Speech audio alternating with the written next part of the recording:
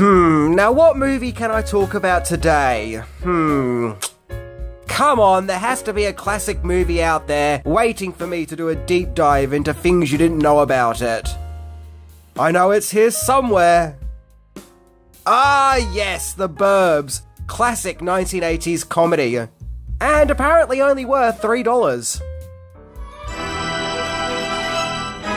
Even if you live in a nice middle-class neighbourhood, how do you know if your next-door neighbours aren't deranged serial killers? That is the question that was posed by The Burbs, a 1989 horror comedy movie starring a young Tom Hanks, at a time when he wasn't the dramatic actor that we know of today, but more when he was the 1980s funny man. Directed by the legendary Joe Dante, with a fun, haunting score by Jerry Goldsmith, The Burbs tells the story of Ray Peterson, who despite being on vacation has no time to relax, as he can't help but feel like there is something strange about his new next-door neighbours, the Klopeks.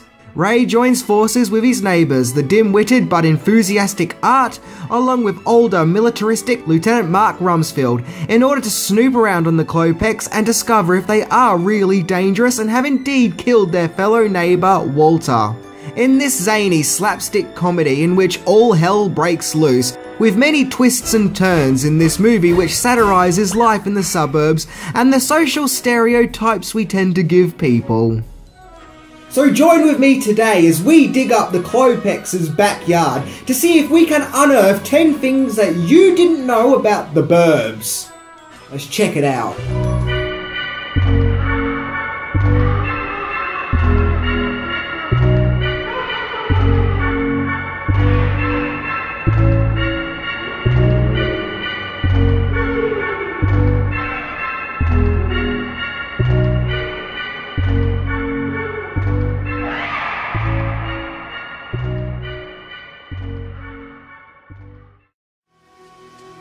Ray, this is Walter.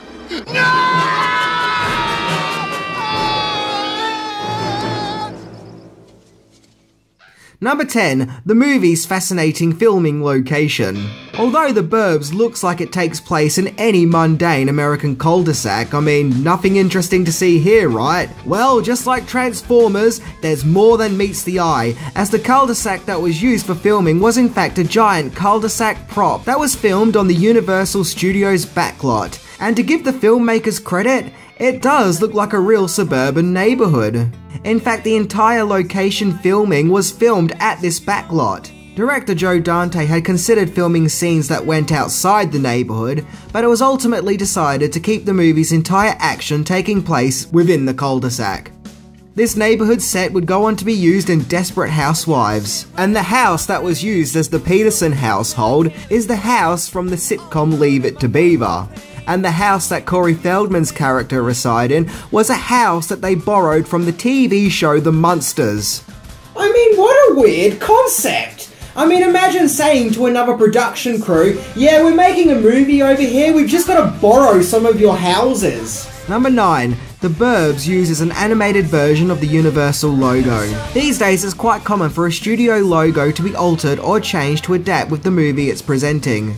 However, back in the 80s, it was quite revolutionary, as at the start of The Burbs, we see a more animated computer graphic effect version of the Universal logo, in which the camera then zooms into the logo, and thus the neighbourhood where the movie is taking place. Universal at that stage weren't entirely strangers to having their logos altered for a particular movie, as a few years prior, Jaws 3D came out with a 3D version of the logo, and it was suggested that The Last Starfighter should start off with an alien planet substituting for Earth to fill in the logo, which was rejected. However, back in 1989 it must have been amazing to see the Universal logo then blend into the movie itself. And to top it off, the effects for the Burbs' distinctive Universal logo were provided by none other than Industrial Light and Magic. Number 8. The movie stars a famous poodle. The Burbs features a ton of celebrity faces, including Tom Hanks, Carrie Fisher, Corey Feldman, Richter Common, Bruce Dern, and Dick Miller. Because hey, it wouldn't be a Joe Dante movie without Dick Miller. But the movie features another star, of the canine variety. The Poodle, who plays Queenal, would go on to play Precious the very next year in Silence of the Lambs, making this a very special fluffy doggo indeed. Poor dog. I mean, one minute this dog is having to put up with the Clopex, and then the next it's having to hear about how it rubs lotion on the skin or it gets the hose again. And Queenal the Poodle wasn't the only famous animal on set, as Corey Feldman, who was good friends with Michael Jackson at the time, would often bring the singer's famous chimp Bubbles to the set of The Burbs, and he apparently had to get banned from the set for smearing poo all over the place. Charming. Number 7, The Burbs was produced by Ron Howard's newly formed production company. The Burbs was produced by the production company Imagine Entertainment, which at the time was a newly formed production company co-founded by Ron Howard and fellow filmmaker Brian Grazer. The company had previously produced Like Father Like Son, Willow and Clean and Sober. But 1989 seemed to be the year when the company really gained momentum, having released The Burbs, Dream Team and Parenthood, and the next year they would release Problem Child, Cry Baby and Kindergarten Cop. And by 1991, Imagine Entertainment would step away from comedy and move to more serious movies like Backdraft, The Doors and My Girl. The company is still producing movies today, having produced Cowboys and Aliens, Rush and Solo, a Star Wars thingy. The irony is, The Burbs was directed by Joe Dante, whom had previously directed Gremlins, which was also a movie made for a newly founded production company which was made by a famous director. That being Steven Spielberg's Amblin production company, of course. Number 6. Annoying tourists are annoying. As mentioned, The Burbs was filmed at the backlot for Universal Studios, as in Universal Studios the theme park. And it's actually not that much of an uncommon practice for movies to have sequences filmed at theme parks. However, most of The Burbs was shot there, and what made filming so difficult was the constant tour guides passing through. Frequently, the production would have to come to a complete stop to allow for a tour guide tram to pass by, which could take 20 minutes. I could only imagine how irritating that must have been. Imagine being an actor in that movie and getting into character, only having to then stop so tourists can visit the set. And to add insult to injury, supposedly in an early cut of the movie, small cries for help can be heard in the background. Well, this is because The Burbs was being filmed next to the Jaws tour, and the help cries were part of that tour. Good one, Jaws. Not only did you ruin your own franchise, but you nearly ruined The Burbs. Incidentally, when I was a kid, me and my family visited the Warner Brothers Studio theme park, which is Australia's answer to Universal Studios. And our tour went through a jungle set, which was a set for the Phantom movie.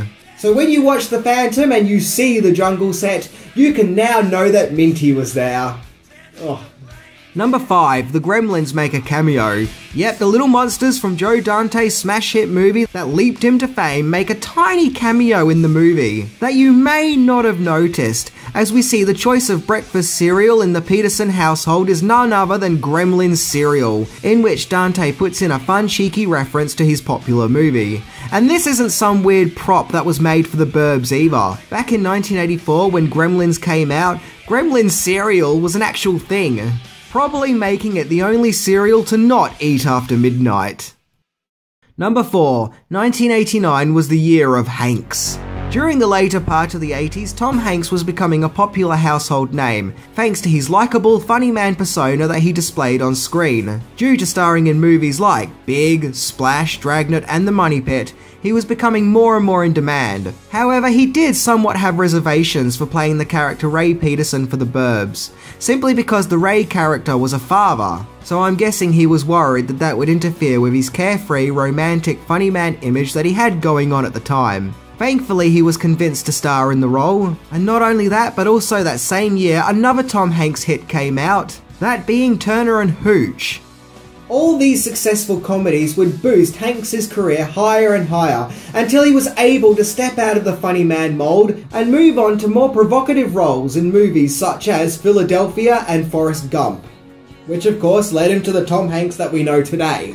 Number 3, the dark, real-life Grizzly story behind The Burbs. The Burbs was written by Dana Olson, and his original script was called Life in the Burbs. And he based it on his own real-life experiences of living in middle-class neighborhoods which also housed psychos. Yeah, no joke. One incident in particular that inspired him was a serial killer from his neighbourhood from the 1930s called the Hatchet Killer.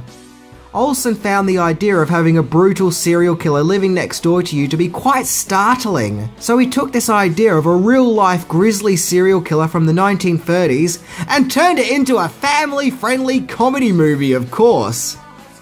Well, of course, that's the obvious thing to do. Number 2, improvising saved the day. The Burbs was made during a writer's strike, which meant no rewrites or touch-ups to the script could take place. So to accommodate this, the movie was filmed in sequence, and a lot of the dialogue between characters was ad-libbed and improvised, in which some people have suggested actually improves the movie, and thus makes the comedy and reactions feel more funny and genuine. For example, the scene where Tom Hanks lays on the stretcher before throwing it into the back of the ambulance and then continues to lay on it was not scripted. He improvised that whole sequence himself, and it was decided to keep it because it was so damn funny. So the crew just went with it. So I guess the moral of the story is, sometimes when you can't work on the script, just making stuff up on the spot actually makes for a better film. Bonus entry. Joe Dante was originally going to direct another movie. Now, if you can believe it, Joe Dante was originally working on a different film when he was offered the job for directing The Burbs. The movie he was working on was the dramatic, heartfelt story about a boy genius called Little Man Tate. A movie miles away from Dante's usual fun, oddball capers. However, when Dante was offered The Burbs, he chose that, and Jodie Foster would go on to make Little Man Tate a few years later. Man, I remember my mum rented that from a video store when I was a kid, and she made me watch it with her, and I think I was about as bored as Colonel Sanders at a vegan restaurant. Okay, that's just a joke, but come on, let's face it, he would be bored, just like I was watching that film. On a side note, in those early days of the Burbs production, the movie actually wasn't even called The Burbs. Apparently, it was called Bay Window. Okay, the Burbs sounds cooler. I mean, Bay Window? What does that even mean? That could be a movie about anything. Upon its release, The Burbs did okay. Now, it wasn't a flop, but it wasn't groundbreaking either, as it made just shy of $50 million on its $18 million budget. It did, however, get mixed reviews. Roger Ebert, with all his Roger Ebertness, found the movie okay, but from his review, it kind of felt like he thought the movie was a bit vanilla, feeling that The Burbs tried to be a sort of Beetlejuice meets The Twilight Zone caper, and that it just could not live up to either of them. But regardless, the love of The Burbs has continued to grow over the past years, where it is now considered a classic, and rightfully so, as this movie is a guaranteed crowd pleaser. A fun movie that you can watch on a rainy day that's always going to guarantee to make you smile. You know, the movie version of comfort food. Number 1. The movie's original ending was much darker. In the original script, the character Ray was going to die at the hands of Dr. Klopex, upon the shock of discovering that the Klopex were in fact murderous monsters the whole time. This ending definitely would have been more shocking, and would have overall given the entire movie a much darker feel. However, when Tom Hanks was cast in the role, it was decided that people would just find it too upsetting to see Hanks die on screen. I mean, after all, how could you kill off the guy from Splash? So it's due to the casting of Hollywood's favourite uncle that the entire ending was reworked to make the movie bow out on a happier note. Well guys, that was my look into The Burbs, and if you're like me and love Joe Dante, then this film is totally for you. It's a fun, manic horror comedy, which is also an interesting satirical insight into the life of the suburbs. Anyway, I'm Minty, and did you know the special effects crew had to make fake dog poop for this movie? Yes! Industrial light and magic. It provides the spaceships for Star Wars, the dinosaurs for Jurassic Park, and the dog crap for The Burbs. And who said that Hollywood was all glamour? See ya!